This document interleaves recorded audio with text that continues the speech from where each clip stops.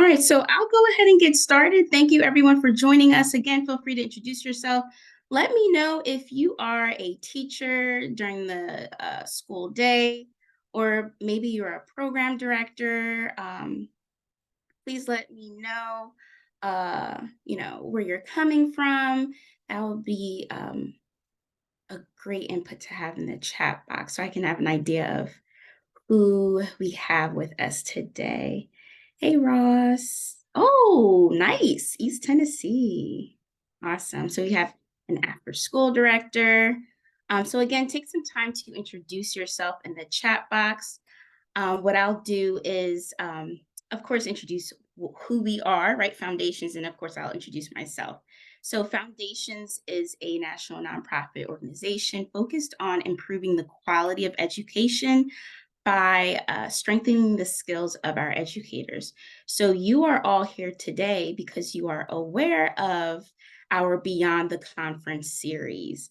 And so, each month, we facilitate these great meetings and discussions and activities to help you build some skills or practice skills that you can take away and bring back to your classroom or your program. So, super excited today. We have people from all over. So, of course, this is a great opportunity for you to share your input.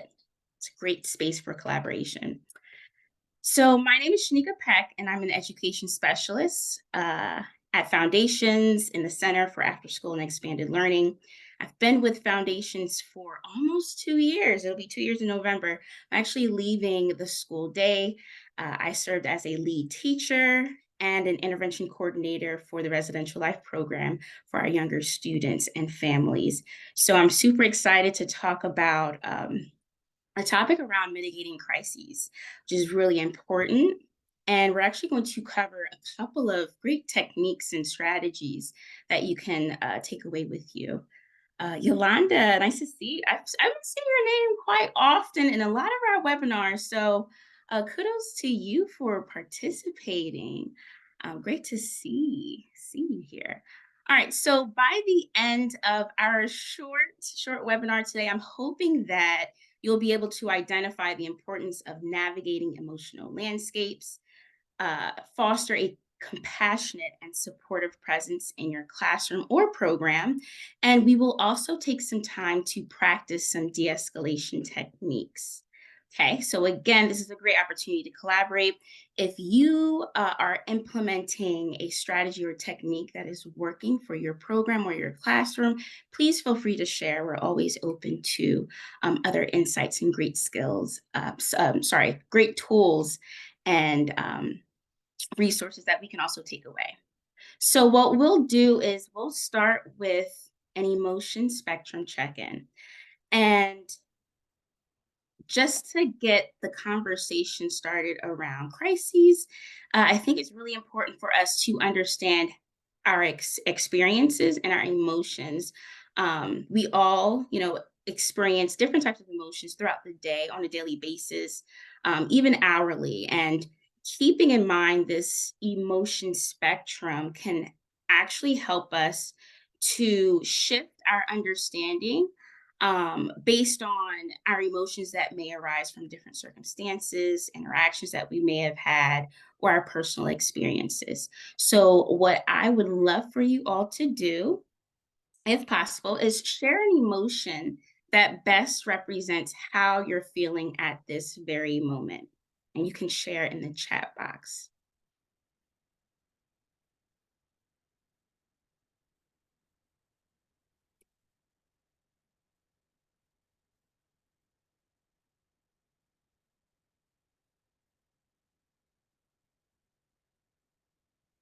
All right. So, see that some of us are content and hopeful. I'm grateful.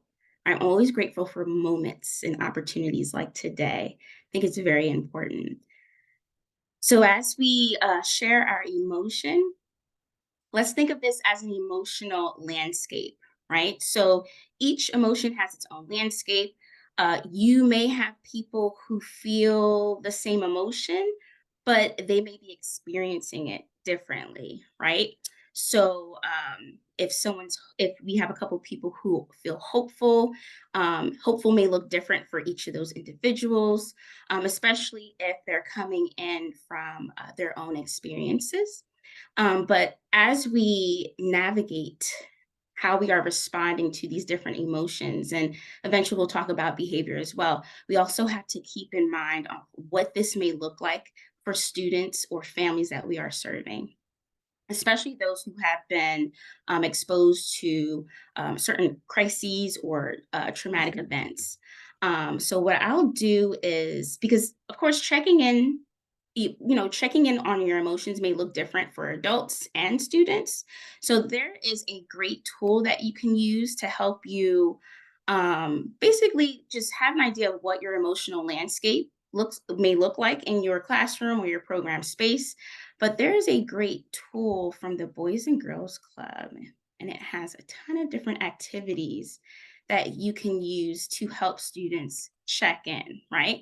So there's a great one about the internal weather report, right? Sometimes students or even adults can't really put a word, or they can't really name their emotions. So maybe you would use a weather, right? Is your mood, if your mood were the weather, what would it be?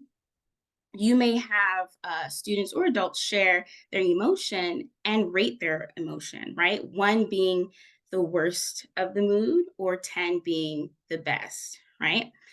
You may also use pop culture, right? If your current mood were a song or a movie, what would it be? You can also think about movement, right? We often see emotions look very different on different people. But if we incorporate some kind of movement to it, it kind of help them to just, process this emotion at the same time. So if you're angry, you could stomp your feet. If you're happy, you could hop up and down. And those are just a couple of examples of how to check in on different emotions so that you can have a better understanding of the emotional landscape in your academic space or in your program space.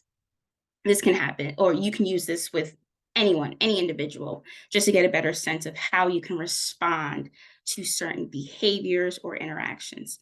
So today, as we move throughout this quick session, we're here for just under an hour. Just remember this emotion spectrum, right? So we're thinking about our experiences and our emotions and how it may come into play or impact how we respond to our students or families or even the community that may have these individuals may have experienced that trauma related distress, right? So today, our goal is to equip ourselves with tools and insights to help us navigate these different emotions or the varied emotional landscapes. And we want to do this effectively, right? So, again, if we're mitigating these crises, we're thinking about how we can respond to what we are observing. And a great place to start is with psychological first aid in schools. Now, if you've heard of this before, or you are currently implementing this in your program space or your classroom or as a school district, please let me know in the chat. Love to hear your experience with this. But psychological first aid in schools, it's also known as PFAS. It's actually used in response to a lot of emergencies, but we'll go ahead and use how it is defined by the Readiness and Emergency Management for Schools Technical Assistance Center, which they also provide a lot of great resources to support this kind of model. So psychological first aid for schools is designed to reduce the initial distress caused by emergencies, allows for the expression of difficult feelings, and assists students in developing coping strategies and constructive actions to deal with fear and anxiety. So, as we move throughout this session, we're actually going to take a look at different models and techniques to help us understand how we can implement effective interventions to help support our students or adults who are experiencing these big emotions, right? So we're actually going to refer to the escalation cycle. And again, we'll talk about those different techniques and tools that we can use to help foster this sense of healing and recovery for our program or classroom space. And of course, hopefully that will benefit all of our stakeholders. So we're thinking about families, students, and also our staff.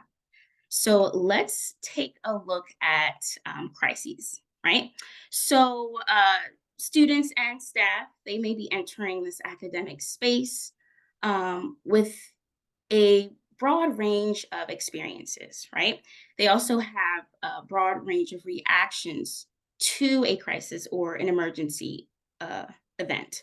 Now, these reactions, they may appear to be physical, cognitive, psychological, behavioral, or even spiritual, right? And so when we are talking about our students, these reactions may appear in many different ways. We may see changes in personal hygiene, sleeping habits, weight, school performance, the mood, participation in activities or events, even changes in their belief systems. So, for example, students in pre-K to kindergarten, you may notice a disruption in their eating, sleeping, or bathroom schedules, right? So during my time as associate pre-K teacher, it's really easy to pick up on changes in their routines when it comes to sleeping habits, because of course nap time was built into the routines. Um, but when you start to notice that, a student is becoming overly dependent or returning to certain behaviors that like baby talk or thumb sucking, that may be a clue for you to, take a closer look to see how you can be supportive, right? Some students may revert back to bedwetting in elementary school and even into middle school, all the way up, right? Students may appear to be more agitated, hostile, depending on their personality, maybe a little bit more reserved or clingy. Students, you may see students trying to avoid going to school. They may be having nightmares. They may withdraw from friends, families, or certain activities. Um, they may also begin to worry a lot more about their loved ones, and this also ties into what they have experienced, right? We may see students developing issues with their sleeping and eating, even in middle and high school, right? They may have a lot more physical complaints. I always got, complaints about tummy aches and headaches and things like that. You may see students and even adults with self seeking or self sabotaging behavior, right? Or an increase in conflicts. So they may have a lot of difficulty with focusing, or they may get agitated very easily. And this also includes belief systems, right? So I see this a lot with adults. Adults may begin to question their own beliefs or understanding of the world or the people that they work with because of the experience that they've had, right? Some of them may experience feelings of disillusionment, right? A lot of these things may come into play if they were exposed to a certain crises or emergency event or anything that could cause stress or the big emotion around anxiety. And so a great model to use to kind of keep in mind and help us to support the students and our staff, if you're a program director, is to use that escalation cycle as a model on how we can support our students and other stakeholders. So what we'll do is we'll take a look at the different responses students can have. And of course, this can also be applied to anyone, including yourself, right?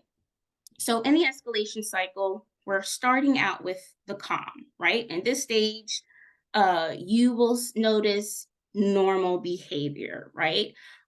Maybe students are following directions, they're cooperative, things seem normal, right? So that's the calm stage.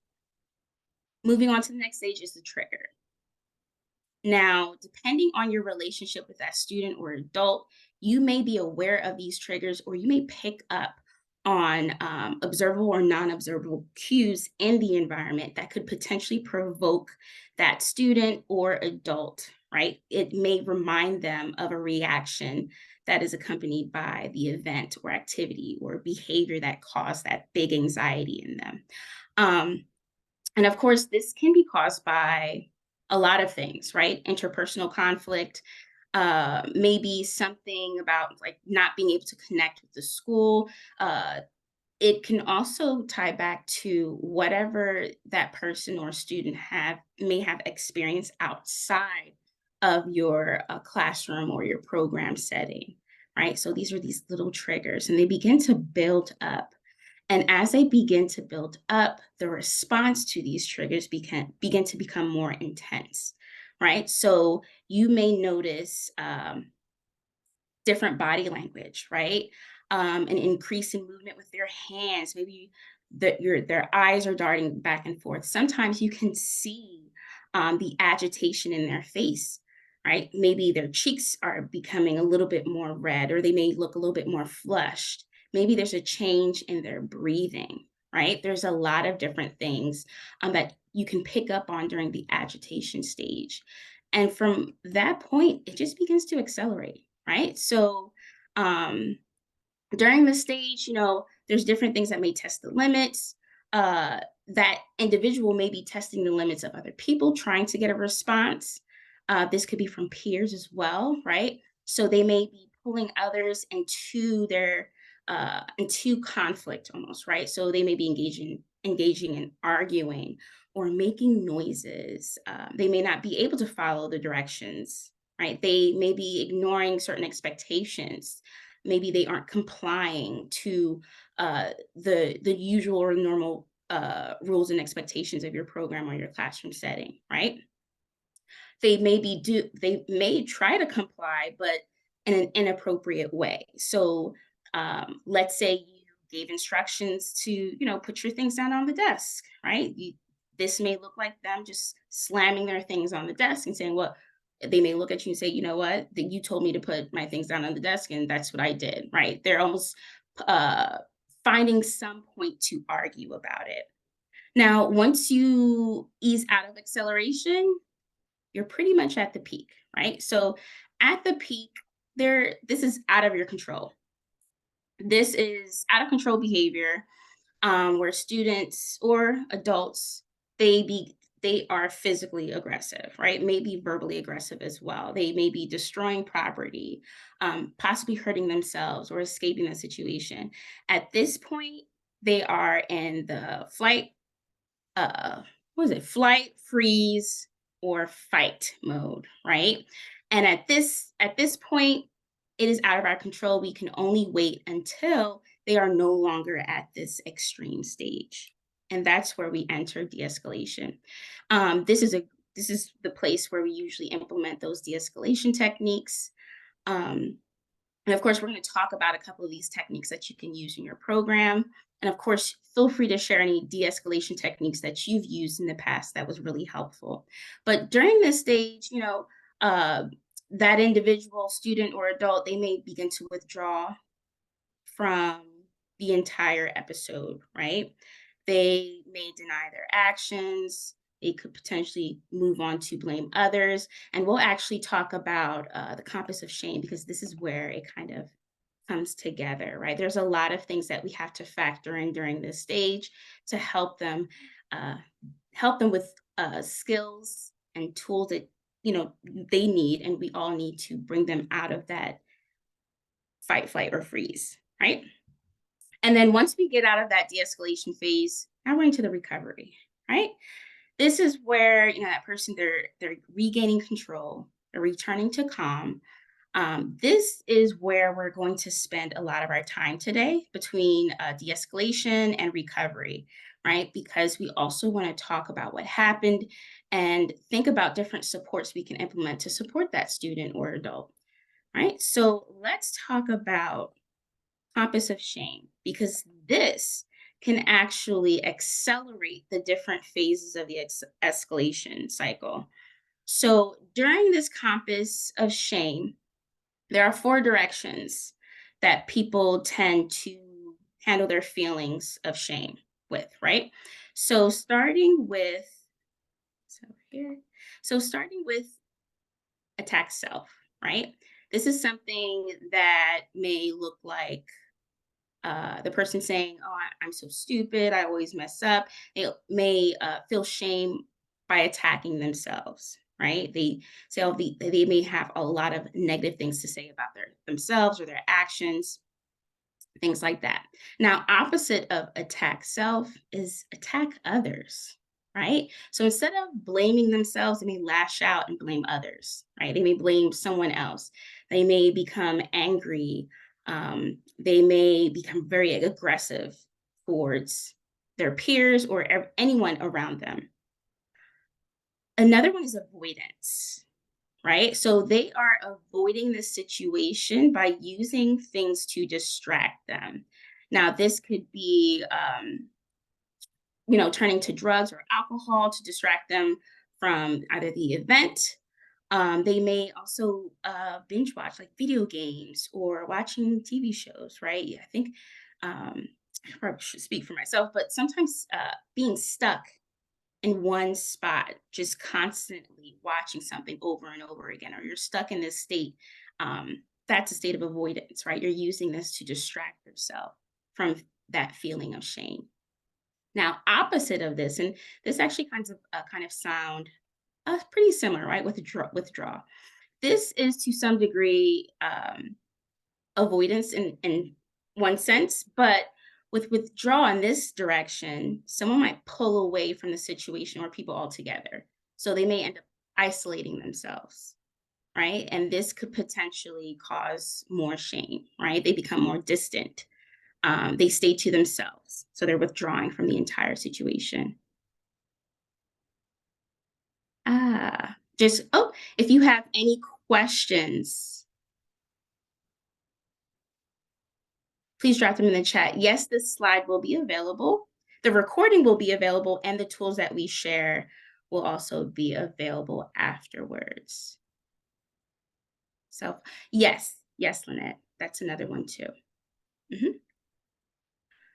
Right? So let's talk about de-escalation really, really quick, right? So again, we're going to spend some time in that de-escalation phase and the recovery phase, right? So in de-escalation, our goal is to support actions to prevent um, the exacerbation of any conflict or confrontation that may be occurring, that could occur, right? And there's a lot of things that we can do here throughout the escalation cycle that can support this. So in that first calm stage, right, we're preventing, right?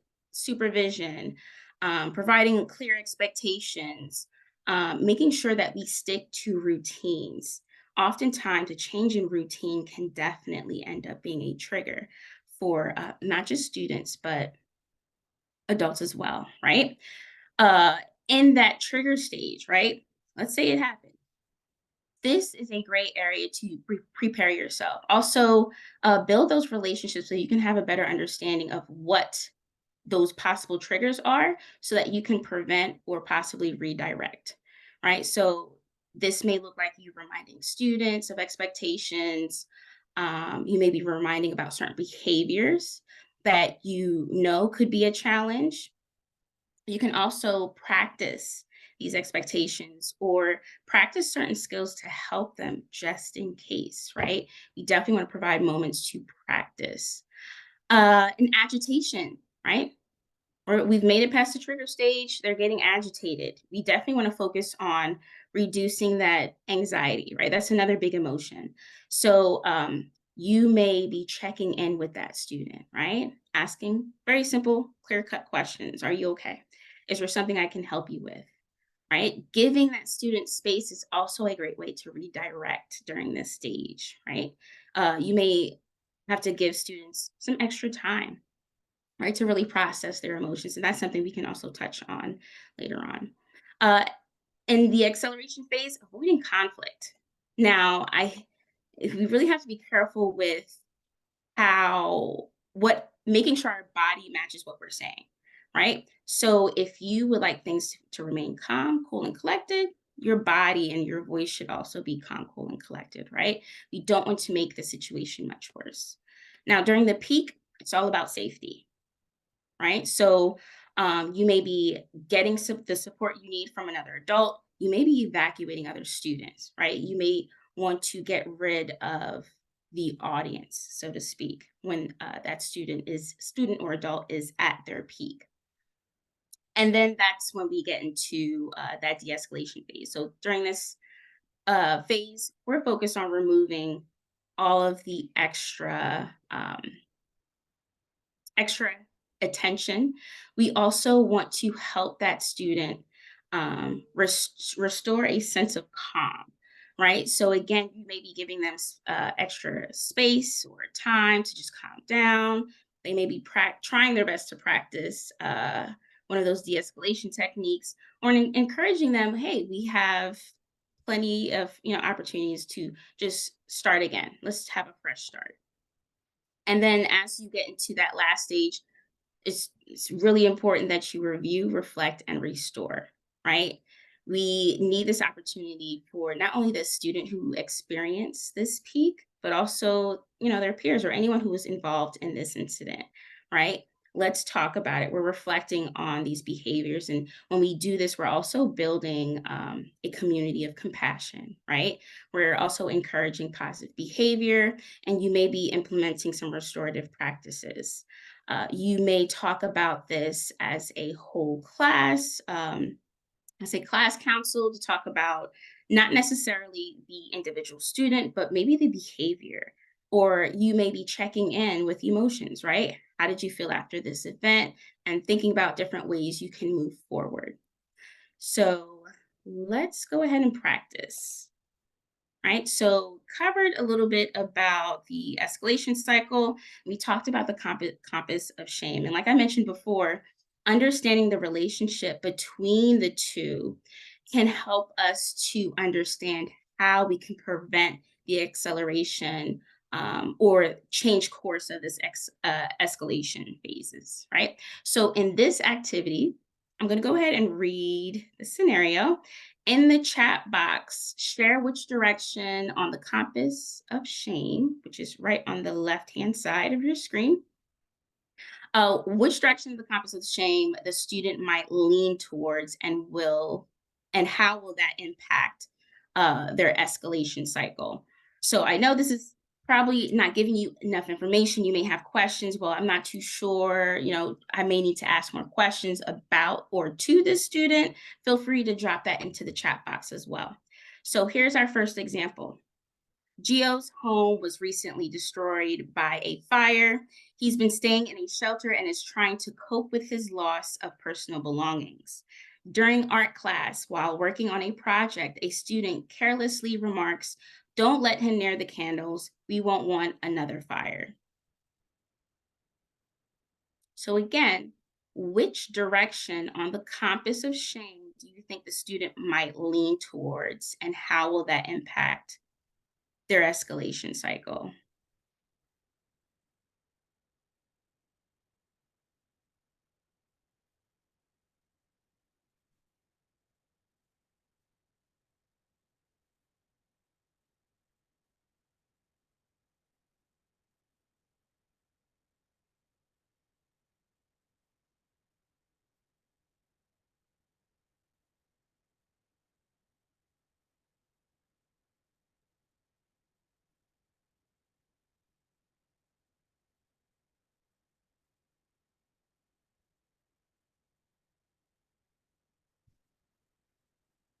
All right, they're coming in.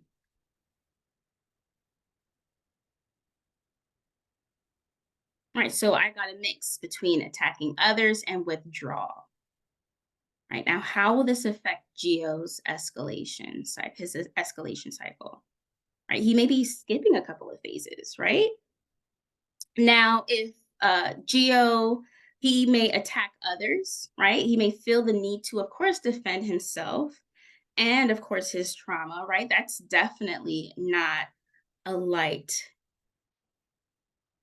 It's definitely something that isn't light and shouldn't be joked about at all, right? So this could potentially lead to a heated altercation between Geo and his peers, right? So again, we're thinking about how this compass of shame can accelerate the escalation cycle, right? That one comment could be his trigger or push into his peak. Let's take a look at a different example. Imani, who usually scores high on tests, gets a failing grade. When asked about it during a check in, she mentions her parents are going through a divorce and she's finding it hard to focus. Later, she hears some of her peers whispering, I guess she's not that smart after all. Where do you think Amani will be on this compass of shame, and how will that affect her escalation cycle?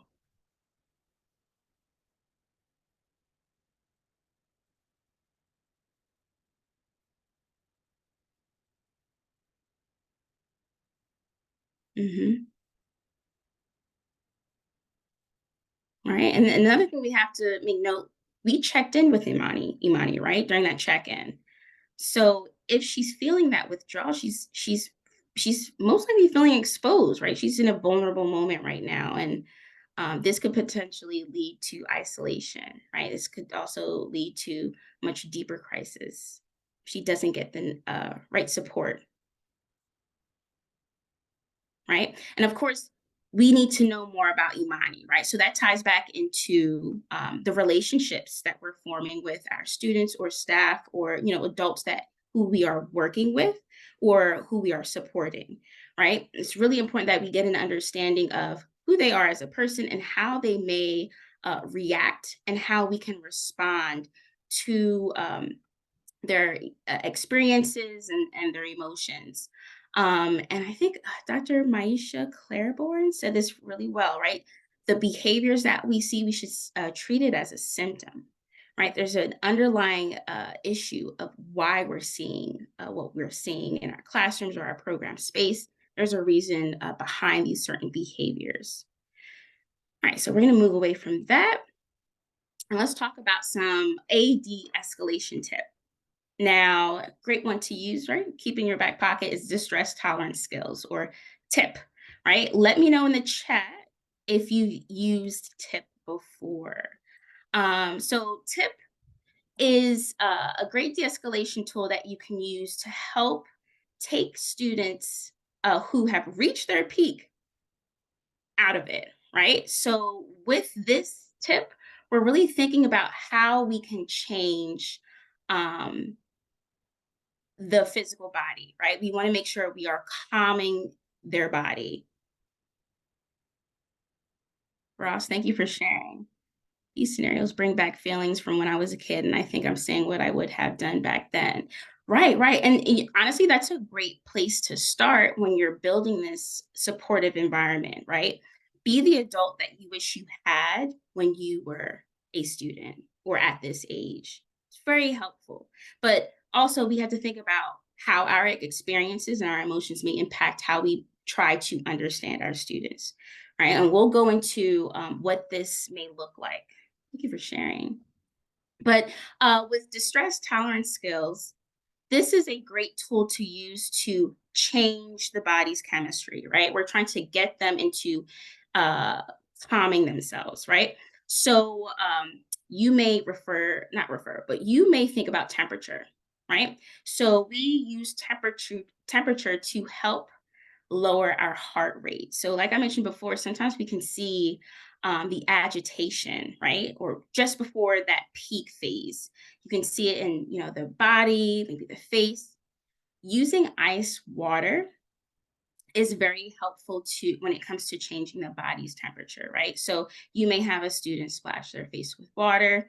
Um, some of my students really enjoyed squeezing ice cubes, right? Just the act of squeezing it until it melts.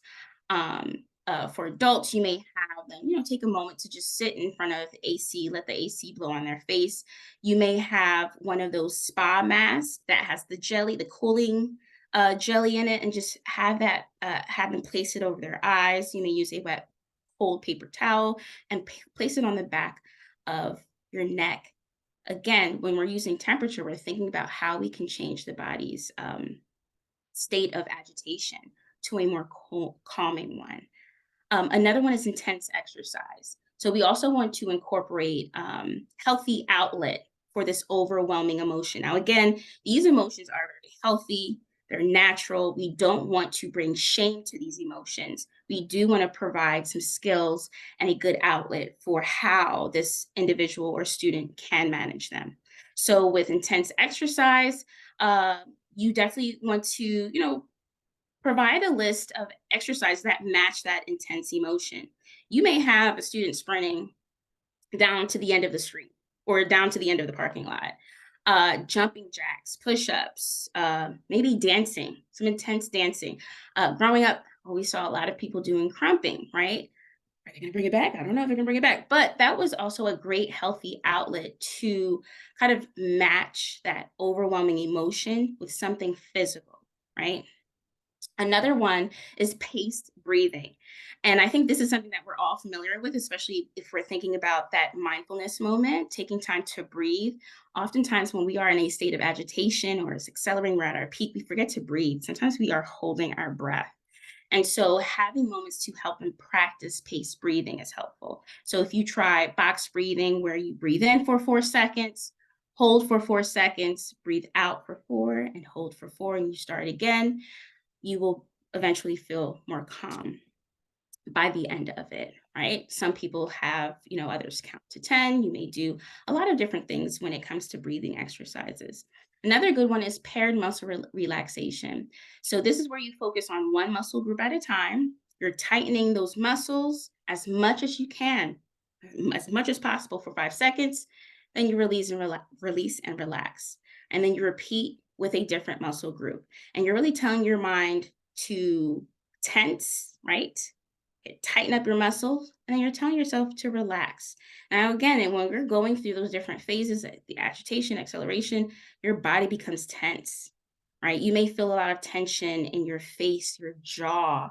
You may be clenched. You may feel this tenseness in your back, right? So, what we're going to do is we're going to practice that one. And let's start with our hand, right? So again, we feel these intense emotions as we, move throughout our escalation cycle. And again, this is a great way to practice different skills to get us back into that calm. So what we'll do is we'll start with making a fist, right? So you are going to inhale, make a fist really tight, pull it towards your wrist if you have to, hold for 5 seconds, exhale, release, and relax. Now we'll move on to our shoulders, right? We always get tense in our shoulders. Uh, Go ahead and squeeze and tighten your shoulder blades as tight as you can. You may have to raise them up to your ear. Inhale, hold for 5 seconds.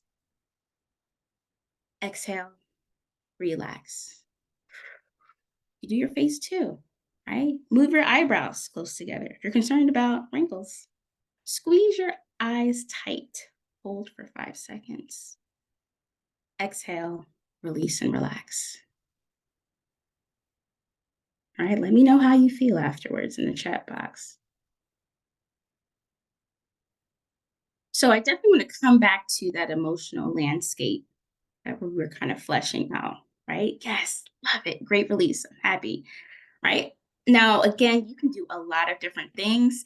Great, we have suggestions in the chat box. Lynette, thank you so much for sharing. I'm just going to go ahead and highlight Lynette's comment. Some of our staff are part of our refocus team. Students are able to self-identify when they need some extra support. They use the ASL sign for help to a team member. They step away from the group with that refocus. That's really good. It's a really good idea. Refocus team member and utilize tools from the refocus bag. Students use prompts from the movie Inside Out. Work with the staff to identify what they're feeling, and then utilize a healthy coping skill from the bag for about 3 minutes. So, for example, you have tennis balls, jacks. Oh, I remember playing with jacks. That was a very soothing game. Building with cards, mindfulness cards, blowing bubbles, 5-finger breathing, pick up sticks, coloring sheets, etc. We do use a digital timer or hourglass for 3 minutes, no more than 5 minutes. So it's not used as an avoidance technique. That's a great one, Lynette. Thank you so much for sharing. So those of you who are looking for different ways to refresh, maybe you have a calming corner or calming nook, those are definitely great ideas to incorporate. Now, when we're doing this, and I love that you highlighted having them identify their emotion, because again, we definitely want to support the emotional landscape of our learning environments. It's really important because it does a number of things, right? it helps us support our students from a holistic perspective, right? We're also supporting and fostering that trust and inclusivity. We're preparing our students to become emotionally intelligent, right? We're acknowledging these emotions and understanding that this emotion may look different for everybody. Um, of course, in essence, this is supposed to also support that academic outcome that we're looking for. But when we are implementing these different skills and these techniques, and we're helping students to practice how to manage their emotions, we're also helping them to build that natural resilience. And that's something that is very much needed. I know oftentimes we may hear a lot of the things that our students are going through, and we immediately want to solve their problems, but we can't always do that. We do want to support that natural resilience. So thank you so much for sharing. Now, to support this natural resilience, that's where we're going to go ahead and pull some ideas from that psychological first aid for schools model that I mentioned before. And that starts with how you can support your learning environment. And we can do this through building a community from the inside out. And this requires reflective listening, right? So, reflective listening involves actively listening to that student or adult's feelings or concerns. And then we're mirroring back what we heard to make sure or ensure that we understand where what they are feeling. And of course, we're validating these emotions. Now, this technique can definitely foster that trust and open communication so that that student or family member, always had family members come in and just they're looking for someone to listen to them. That also helps. It's really helpful to use these skills and strategies with not just the students, but family members as well and staff. Because again, we want to build that community of support. We want to allow them to feel heard, understood, and supported during their times of need, right? So this is definitely a huge cornerstone of that effective emotional and psychological support. So essentially, again, we're supporting that natural resilience. Now, I must say there are some things to keep in mind when it comes to reflective listening. And I don't always like a whole list of don't do this, do that, but it's really important that we hear how reflective listening can be helpful. And also think about ways, again, sometimes our emotions and our experiences may impact our understanding of these of the student or individual. So here are some things just to keep in mind as you are reflectively listening, right? We definitely want to, just make sure you're avoiding judgment. All right. This may not be the moment for you to give your advice or your opinions or your judgments on the event, right? Again, the goal is to understand, not evaluate or solve problems, right? The main goal here is to understand. Don't minimize feelings, right? And I see this happening a lot. And so, again, this is where our own experiences and emotions kind of come into play on and may impact how we are understanding our students or adults that we're supporting, right? Try to avoid statements that take away from the speaker's feelings, right? For example, saying it's not that big of a deal. I see this a lot with younger kids. Oh, it's not a big deal. It's a big deal. So that's not really, you're minimizing feelings here, right? Or you'll get over it. Or let's say you're having a conversation with someone and they're really concerned, like, this is affecting me. Responding with something like, this is something we see every day. It's normal. No, right? That's something that we really want to stay away from because, again, we want to be understanding. And if this event may be causing someone to feel these extreme emotions, this may not be normal for them. So that's something that we probably shouldn't say, right? Stay present, right? You want to show that you're actively engaged, right? We're not just waiting for our turn to talk, right? So if this means trying your best to avoid any distractions, which sometimes can be hard depending on your setting, but really try to avoid distractions or show them that you're giving them your full attention.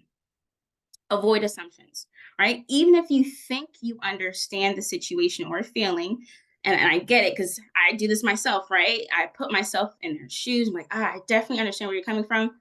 let's try not to do that, right? Try to avoid those assumptions. Again, you are trying to understand their situation or their feeling, and that may require you to reflect back and ask questions for clarification instead of assuming that you understand, right? Uh, don't no overloading questions, right? Sometimes during reflective listening, of course, asking questions for clarity is important, but it's also important that we aren't overwhelming the person who is sharing, right? We don't want them to feel interrogated. We want them to feel supported. Another one, be genuine, right? If you don't understand something, it is best that you admit it. Admit that you don't understand. This is also a great opportunity for you to learn something, right? Be authentic in how you are reflective in your listening, right? Definitely monitor those nonverbal cues, right? Your body language, your facial expressions, your tone of voice. Does it match your intent, right? You're here to understand and support. Make sure your body's in tune with the signals that you may be unintentionally sending. And of course, respect silence. Sometimes, the student or adult, they just need some time to just think, right? So, for some people, it may get awkward, right? Trying to fill every silence with a thought, an idea. There's no real need around that, right? So give that person some time to really process their feeling, or possibly give them some time to gather their thoughts so that they can share something deeper, right? Their deeper thoughts or deeper feelings, right? So let's take a look. We're good on time. Okay, let's take a look at a couple of quick examples. So what we'll do is look at Imani. All right, so remember Imani from the very beginning. So again, we're thinking about reflective listening. We understand what this may look or sound like. It may vary from how we are reflectively listening to students or adults. Um, During reflective listening, we want to encourage um, providing opportunities uh, for that student or adult to share what they actually need from you. So here's Imani, right? Who usually scores, so just a reminder, Imani is the student who usually scores high on tests, suddenly gets a failing grade. When asked about it during check-in, she mentions her parents are going through a divorce and she's finding it hard to focus. Later, she hears some of her peers whispering, I guess she's not that smart after all. It's time for another check-in with Imani. So on the screen, you're going to see a poll with potential responses to Imani during this check-in. Now, remember, we want to support reflective listening. So which of these responses would you choose? Can you see that on your screen?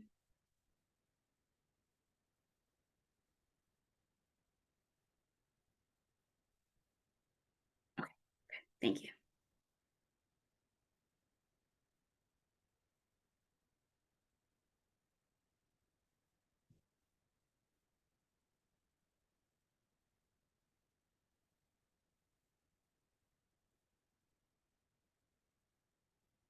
And definitely feel free to share why you selected whichever option. So the options that we have there are option A, let's talk about what you're feeling right now. It seems like what your peers said is still affecting you. Option B, why can't you just focus? It's a test. You've done this plenty of times before. Or C, it's unfortunate that you are experiencing these things, but you do need to concentrate on your test. How about you use your work as a distraction? Right? And a lot of you got that, right? A lot of you selected A. Now, you probably selected A because, of course, it's the most supportive in this sense. It allows the active listener to prioritize what Amani needs, right? We want to provide Amani the opportunity for her to express her feelings, her thoughts. We definitely don't want to add any judgments in there or possible solutions, right? Definitely want to encourage Amani to engage in some deeper thinking about how she feels. Okay, and our next one is Jordan. So this is an adult, right? Sometimes we will respond, our reflective listening may look different for adults or may not look so different. So here we have Jordan, who is a small group facilitator, looks drained after managing a challenging group of students on top of receiving news about a close family member's hospitalization. What would be the best um, option in terms of reflective listening? Right? You have the option of A, you need to take off from work. I hear this all the time. B, at least the day's over. Tomorrow might be better. C, that sounds incredibly tough. Balancing this news with today's challenges must be overwhelming. Or D, I've been there before. I found that compartmentalizing is helpful. Work is work, home is home. Right. And I see that a lot of you already answered that, right? See, I agree, right? This is probably the most supportive statement to say to Jordan in this moment, right? Now, we do have to like think realistically, right? Some adults are not open to sharing, and that is okay, especially if you haven't really established that positive relationship with that the adult. Definitely want to take time to do that, but we still want to, we also want to avoid minimizing their concerns, right? They may have their concerns, they may not feel comfortable enough telling you the full detail, but you also want to provide an opportunity for them to get some guidance or possibly point them towards some resources or maybe some professionals to kind of help them, right? We definitely want to support them in that sense. All right. Thank you all for participating.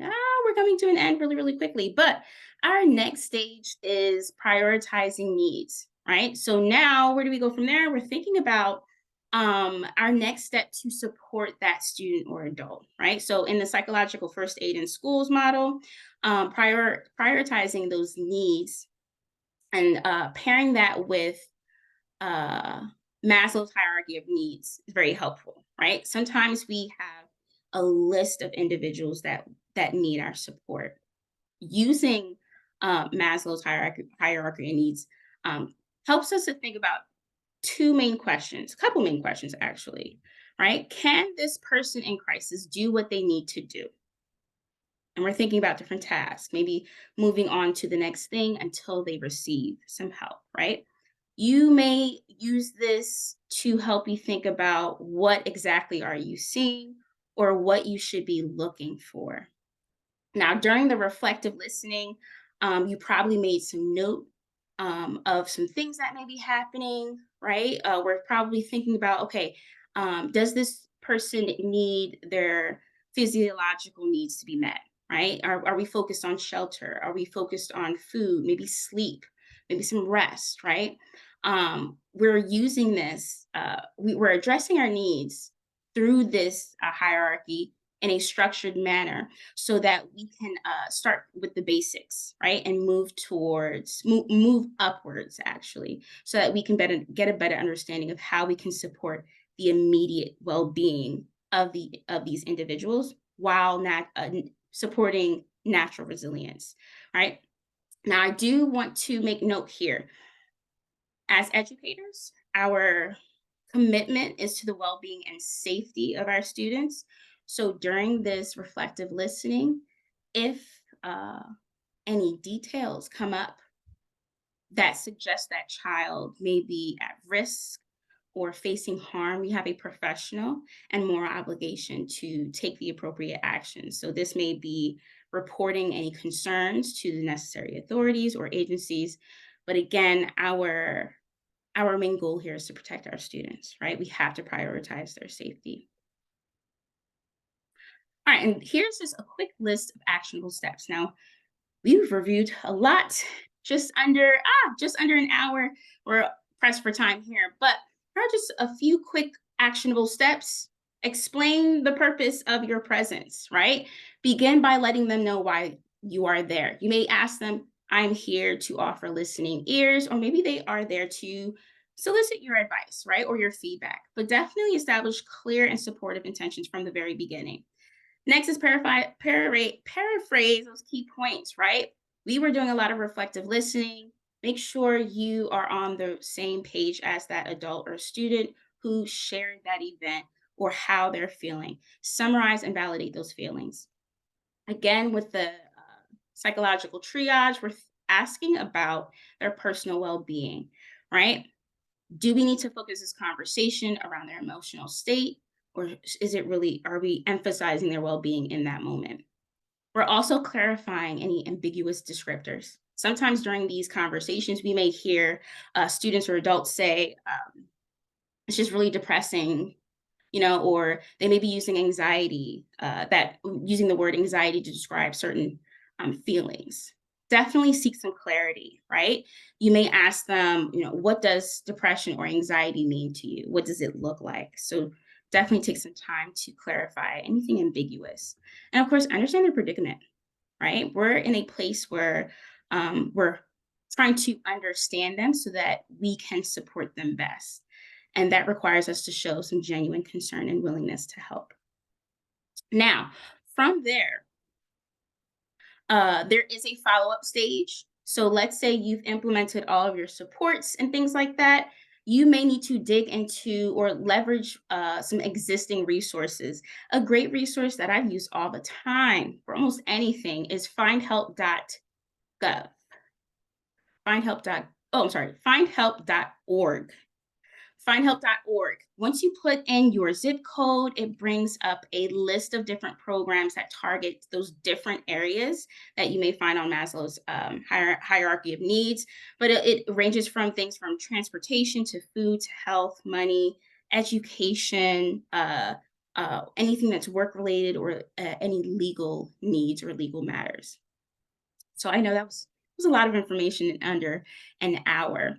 I do want to just pause here for a final reflection because the core of where of our discussion and the techniques and tools we're looking at is really to use to help us build a philosophy around how we are building empathy into our spaces, right? How are we showing our understanding and support of the students and the adults that we are serving?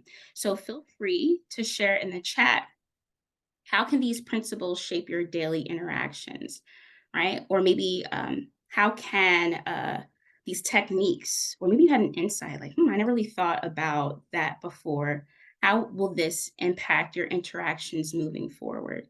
Feel free to let me know in the chat, and also take a moment to complete our brief survey about this session. We're always looking for different ways to improve. And most importantly, we always look forward to another opportunity like this. So as you share your responses in the chat, I'll go ahead and pass it over to Andrew. Thank you so much, Shanique. I'd like to take a moment to thank you for sharing with us today and for all of you for coming. Before we go, as you're completing the survey, the link is in the chat. We'd also like for you to share with us any hot topics in education that you'd like for us to address in our webinar series. So please go ahead and drop that in the chat. If there's something that you'd like for us to focus on in these webinars, go ahead, drop it in the chat, and we'd be very happy to share that with you on those topics. We value your feedback, and our aim is to definitely meet your needs. Just want to remind you that a certificate of attendance will be sent within a week to all those who attended the webinar live. We hope that you'll join us for our other sessions in the series. And as I said, please share with us in the chat topics that you'd like for us to focus on. But we'd also like to invite you to stay tuned to our website and to also follow us on social media for more information about upcoming webinars and other exciting activities taking place here at Foundations. I'm going to drop in the chat links to our social media platform, so you can also follow us, and you can go to our website and share with us and see what's coming up as well. That includes our signature professional learning experience, which is the Beyond School Hours Conference, which will be held next February in New Orleans. It's February 14th to 17th, and we'd love to have you joining us. I'd love to have you as our guest. So please go ahead. It starts the day after Mardi Gras, so we highly recommend that you book your hotel and flight soon. But please go ahead, share your feedback with us via the link I shared earlier. on today's session and tell us what would you like for us to focus on in our next or in upcoming webinars. Go ahead and put that in the chat, and then we will bring this meeting formally to a close after that.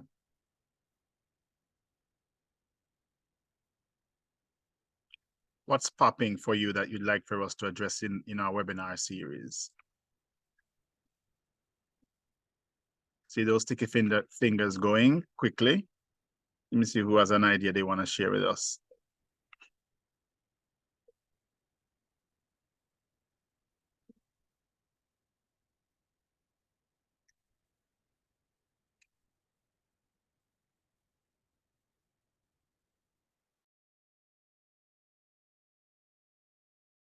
Nothing of interest speaking for you that you'd like to focus on?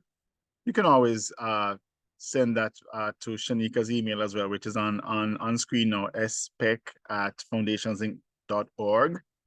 We would definitely love to hear from you what's of interest, what's an area that you're finding very difficult to navigate, so that we can provide some professional learning experience and support for you as you continue to provide high quality services in your programs. Thank you very much for completing the feedback form survey that was placed in the chat earlier, and also in advance for your thoughts and ideas for upcoming webinars. Do have a wonderful day. Thank you, everyone.